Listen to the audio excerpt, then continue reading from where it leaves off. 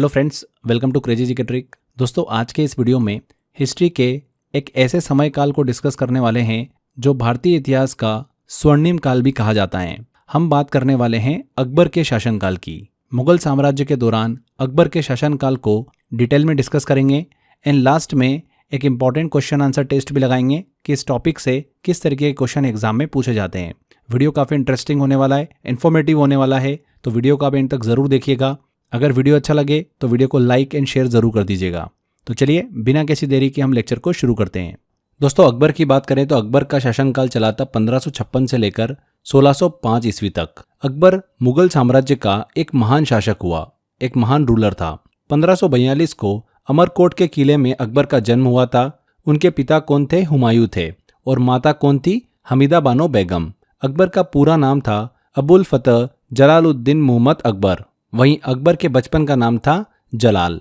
उन्हें जलाल कह के पुकारते थे। अकबर का राज्याभिषेक केवल 14 साल की उम्र में 1556 को पंजाब के कालनौर में हुआ था। 1556 में सरहिंद की विजय के बाद हुमायूं ने उसे लाहौर का सूबेदार नियुक्त कर दिया। अकबर के शिक्षक अब्दुल लतीफ ईरानी थे, जो कि एक विद्वान हुआ करते थे। अकबर के शासन के शुरुआती वर्षों में बैरम खां उसका संरक्षक था, जिन्हें कहानी बाबा भी कहा जाता था। इस समय हुए सभी युद्धों में बैरम खां मुख्य सेनापति थे। अकबर के शासनकाल की बात करें तो अकबर ने देखिए अपने शासनकाल में कई कैंपेन और युद्ध लड़े थे। प्रमुख युद्धों को डिस्कस करें तो इसमें आता है सबसे पहला पानीपत का द्वितीय युद्ध, 1556 में हुआ था। 1556 में देखिए अकबर और हेमू के बीच में हुआ था, जिसमें अकबर ने विजय प्राप्त की थी और हेमू को हरा दिया था। फर्स्ट बैटल ऑफ पानीपत जो है वो हमने डिस्कस किया था, बाबर और इब्राहिम लोदी के बीच में हुई थी। सेकेंड बैटल ऑफ पानीपत हुआ था 1556 में अकबर और हेमू के बीच में, और अकबर की यहाँ पर जीत हुई थी।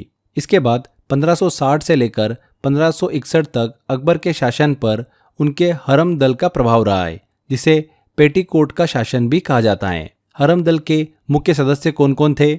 धाय माहम, जीजी अनगा, अदम खां, मुनम खां और शिहाबुद्दीन अहमद खां। इसके बाद 1561 में अकबर की सेना ने मालवा के शासक बाज बहादुर को युद्ध में पराजित किया। इस युद्ध में अदम खां ने नेतृत्व किया था। 1564 में बाबर मध्य प्रदेश के पूर्वी क्षेत्रों में स्थित गोंडवाना पर विजय प्राप्त करता है। फिर आगे चलकर अकबर चित्तौड़ पर आक्रमण करता है 1567 में।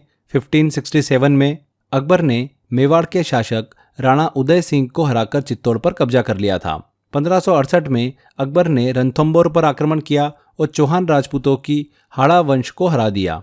इसके बाद कालिंजर पर आक्रमण किया 1569 में, और बुंदेलखंड के कालिंजर के किले पर अकबर ने अपना कब्जा कर लिया, जो रीवा के राजा रामचंद्र के नियंत्रण में था। इस युद्ध के बाद में राजा रामचंद्र ने अकबर को प्रसिद्ध संगीतकार तानसेन को भेंट किया था, जिन्हें अकबर ने अपने नवरत्न में शामिल किया और कंठाभरण वाणी विलास की उपाधि भी दी। इसके बाद आगे बढ़ते हुए 1572 में अकबर ने गुजरात अभियान चलाया। अकबर ने गुजरात पर विजय प्राप्त की।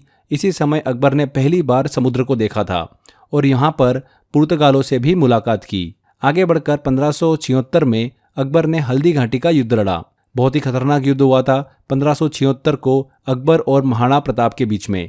मेवाड़ की भूमि पर हल्दी घाटी का युद्ध लड़ा गया। अकबर की सेना का नेतृत्व जो है वो आमेर के राजा मानसिंह प्रथम ने किया, और महाराणा प्रताप को भील जनजाति का इसमें समर्थन प्राप्त था। इस युद्ध के बाद में अकबर ने मेवाड़ पर अधिकार जो है वो कर लिया था। आगे चलकर 1586 में अकबर ने कश्मीर और 1591 में सिंध पर अपना अधिकार कर लिया। आगे बढ़ते हुए 1601 ईस्वी में अकबर ने खानदेश के शासक मीरन बहादुर को युद्ध में पराजित किया और असीरगढ़ का किला जो है वो जीत लिया।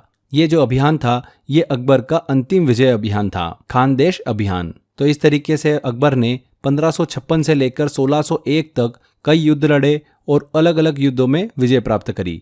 कौन कौन से युद्ध लड़े थे हमने अच्छे से डिटेल में डिस्कस किया है। आगे देखिए, मुगल सम्राट अकबर के कुछ महत्वपूर्ण कार्यों को हम डिस्कस करते हैं। तो अकबर ने अपने शासनकाल में कई ऐतिहासिक कार्य किए, जिनसे भारतीय समाज और प्रशासन में महत्वपूर्ण बदलाव जो है वो देखने को मिले। इन कार्यों से अकबर का नाम इतिहास में हमेशा के लिए दर्ज हो गया। यहाँ पर देखिए हम अकबर के कुछ इंपॉर्टेंट कार्यों को डिस्कस करते हैं जो उसने अपने शासनकाल में किए थे। पहला, 1562 में अकबर ने दास प्रथा पर प्रतिबंध लगा दिया था, जो कि समाज में एक महत्वपूर्ण सुधार था। इसके बाद 1563 में तीर्थ यात्रा कर की समाप्ति कर दी थी उसने। तीर्थ यात्रा के दौरान जो टैक्स देना पड़ता था वो अकबर ने समाप्त कर दिया था। 1564 में अकबर ने हिंदू जनता पर लगाए जाने वाला जिजिया टैक्स को समाप्त कर दिया। इसके बाद 1571 में अकबर ने फतेहपुर सिकरी नगर की स्थापना की और इसे अपनी राजधानी के रूप में भी विकसित किया। यहाँ के प्रमुख भवनों में दीवाने आम, दीवाने खास, जोधाबाई का महल, बुलंद दरवाजा ये सभी शामिल हैं। 1575 में अकबर ने सभी धर्मों के विद्वानों के साथ धार्मिक चर्चा के लिए इबादत खान मतलब एक प्रार्थना घर था उसकी स्थापना की। 1579 में सबसे इम्पोर्टेंट अकबर ने एक नए धर्म दीन ए इलाही की शुरुआत की जो विभिन्न धर्मों के अच्छे सिद्धांतों का संयोजन था। इसके अलावा 1585 में अकबर ने अपनी राजधानी को फतेहपुर सिकरी से हटाकर लाहौर में स्थानांतरित किया। तो ये हमने अकबर के अपने शासनकाल में उसके द्वारा किए गए महत्वपूर्ण कार्यों को डिस्कस किया। आगे बात करते हैं अकबर के शासनकाल में 9 रत्न थे। 9 रत्न क्या है उनको हम डिस्कस करते हैं। अकबर के दरबार में 9 प्रमुख सलाहकार थे बेसिकली, जिन्हें नवरत्न के नाम से जाना जाता था।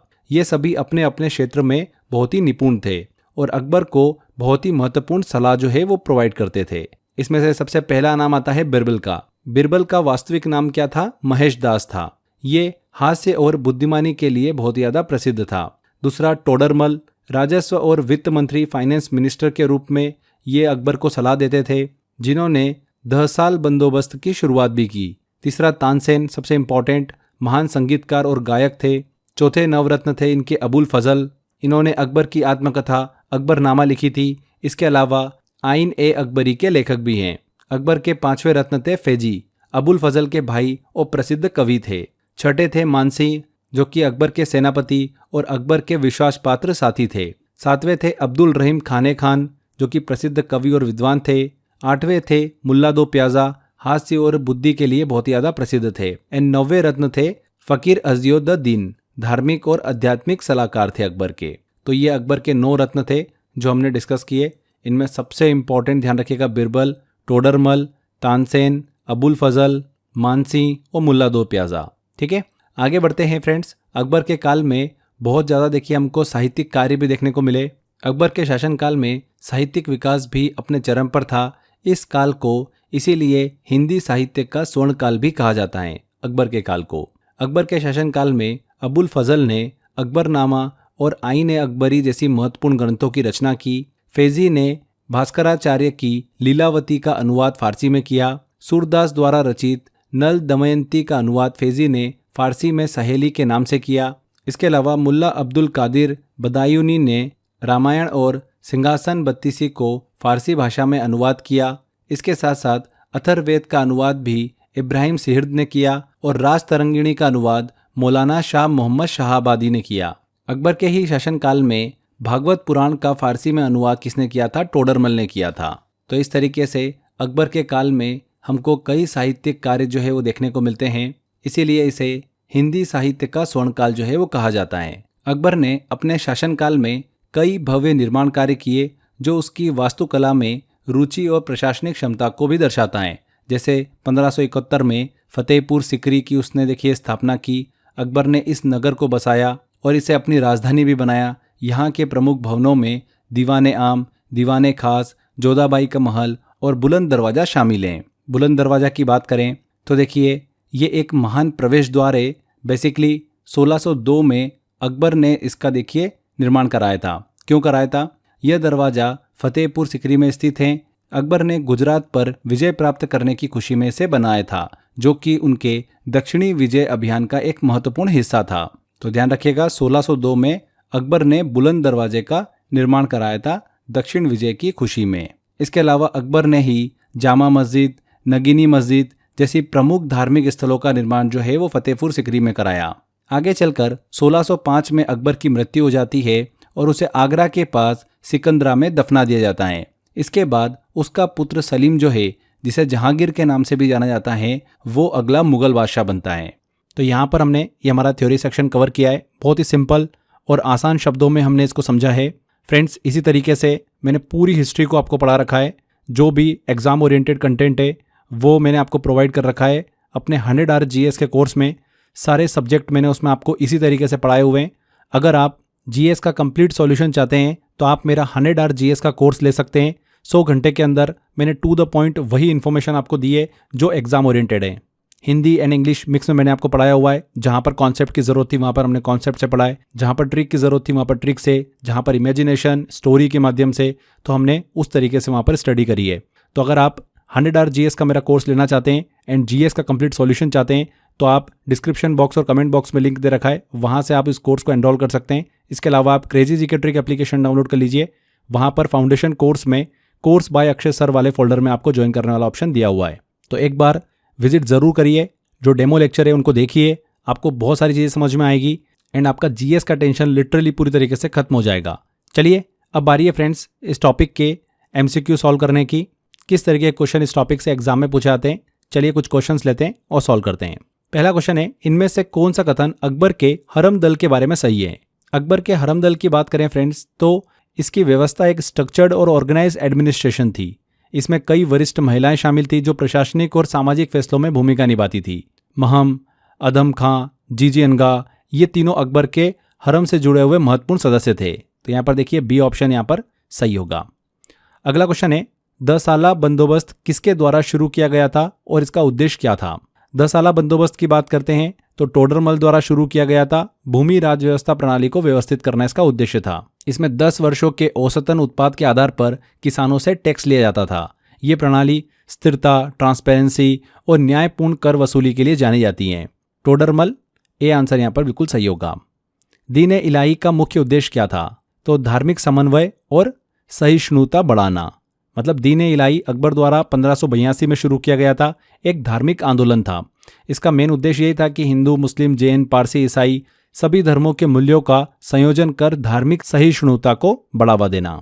ये कोई व्यापक धर्म नहीं बना, लेकिन इससे अकबर की सेक्युलर सोच और तुलनात्मक धर्मों की समझ का परिचय मिलता है। तो यहाँ पर सी आंसर सही होगा, धार्मिक समन्वय।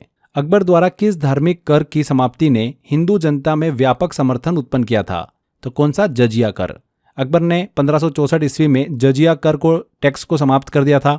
यह कर केवल गैर मुसलमानों पर लगाया जाता था। इस कर की समाप्ति ने हिंदू जनता में अकबर की लोकप्रियता बढ़ाई और धार्मिक समरसता को भी मजबूती दी। जजिया कर यहाँ पर सही आंसर है। अगला क्वेश्चन लेते हैं, इनमें से कौन अकबर का अंतिम विजय अभियान था, तो खानदेश। अकबर का अंतिम मुख्य अभियान था खानदेश। खानदेश के विजय के बाद में उसने वहां पर बुरहानपुर को एक प्रमुख प्रशासनिक केंद्र के रूप में स्थापित किया था। इसके बाद अकबर ने सैन्य अभियानों में ज़्यादा हिस्सा नहीं लिया और राजनीतिक और प्रशासनिक कार्यों में ध्यान देने लगे थे। तो सी आंसर सही होगा। तो यहाँ पर हमने ये क्वेश्चन सॉल्व करें। इस तरीके से काफ़ी क्वेश्चन एग्जाम के अंदर पूछे जाते हैं। जितना मैंने आपको डेटा बताया है, अगर आपने उतना ध्यान से पढ़ा है तो कोई भी क्वेश्चन इस टॉपिक से पूछ ले आप 100% बिल्कुल सही करोगे। यहाँ पर फ्रेंड्स हमारा सेशन कंप्लीट होता है। आई होप आपको वीडियो अच्छा लगा, इन्फॉर्मेटिव लगा है। वीडियो अगर इन्फॉर्मेटिव लगा है, मेहनत अच्छी लगी है तो वीडियो को लाइक कर दीजिए, शेयर कर दीजिए एंड अगर आपने अभी तक चैनल को सब्सक्राइब नहीं करा है तो सब्सक्राइब भी कर लीजिए। मिलते हैं फ्रेंड्स अगले वीडियो में। Till then, bye bye.